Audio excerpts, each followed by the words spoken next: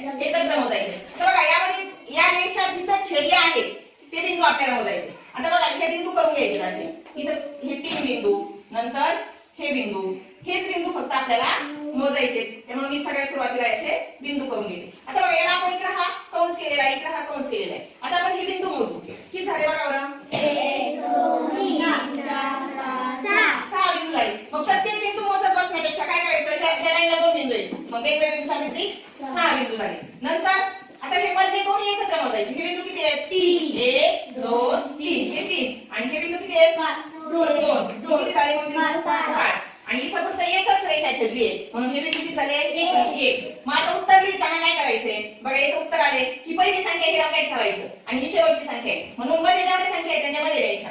याचं उत्तर आलं 1 5 6 156. तुम्ही काय करून बघू शकता बरोबर आहे का याचं उत्तर? बरोबर.